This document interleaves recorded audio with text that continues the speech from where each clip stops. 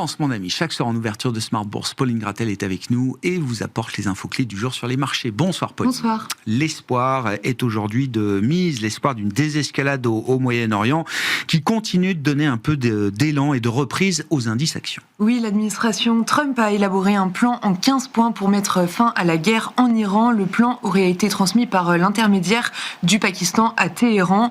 Les dernières informations rapportées par la télévision d'État iranienne indiquent que Téhéran rejette la proposition américaine et met sur la table 5 conditions pour mettre un terme à la guerre, indiquant qu'aucune discussion n'aura lieu tant que ces conditions ne seront pas remplies.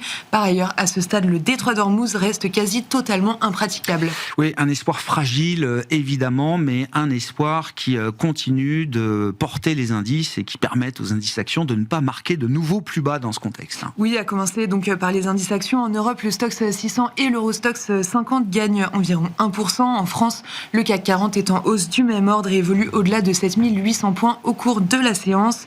Le MIB italien, le FTSE et le DAX gagnent environ 1%.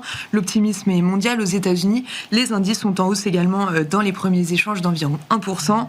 Les indices asiatiques ont également clôturé en hausse. Le Nikkei a gagné près de 3%. Et en toute logique, on voit les rendements des taux longs souverains et les cours de pétrole se détendre aujourd'hui encore. Oui, commençons avec le pétrole. Le baril de Brent cède jusqu'à 5% aujourd'hui et repasse sous le seuil symbolique de $100 autour de $95. Son homologue américain, le WTI, recule du même ordre sous $90. Sur les marchés obligataires, les taux se détendent. Donc, le rendement américain à 10 ans chute de plus de 5 points de base autour de 4,30%. Le rendement allemand à 10 ans repasse de son côté sous 3%. Et le rendement français, lui, se détend d'une dizaine de points de base autour de 3,65%. Sur le marché d'échange, le dollar est en légère hausse et l'euro-dollar se traite autour de 1,16. Oui, le dollar en hausse, effectivement, qui reste quand même l'actif refuge. Il n'y en a pas beaucoup depuis le début de cette crise iranienne le 28 février dernier. Côté macro, les investisseurs ont pris connaissance de l'indice IFO en Allemagne.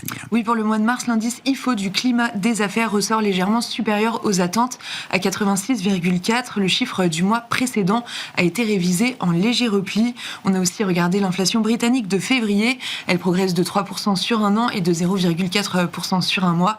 Exactement comme prévu. Dans sa version cœur, hors alimentation et énergie, elle est légèrement supérieure aux attentes. Un mot des entreprises avec la belle hausse de Nanobiotics aujourd'hui en France. Le titre bondit de 10% au plus haut de la séance. Selon la lettre, Johnson & Johnson serait intéressé pour prendre le contrôle de la biotech française. L'intérêt de Johnson & Johnson pour Nanobiotics peut s'expliquer aussi par leur accord de licence et de co-développement signé en 2023. Le contrat a par ailleurs été modifié l'année dernière pour que Nanobiotics puisse alléger ses besoins de financement. Et puis l'introduction en bourse de SpaceX dans les prochains mois se précise. Oui, ça pourrait être l'IPO de tous les records. L'entreprise chercherait à lever 75 milliards de dollars pour une valorisation supérieure à 1750 milliards de dollars. Et la cotation pourra être effective dès le mois de juin, selon The Information. À ce niveau, SpaceX entrerait directement parmi les plus grosses capitalisations boursières du monde, aux côtés des géants technologiques. Ce ne serait pas une simple IPO, mais un événement majeur pour les marchés. Quel sera le programme à l'agenda demain pour les investisseurs, Pauline ? Demain, la journée s'annonce calme. À l'agenda, en tout cas, les investisseurs attendent tout de même la croissance espagnole du 4e trimestre en deuxième lecture, ainsi que les décisions monétaires de la Banque du Brésil et de la Banque centrale d'Afrique du Sud.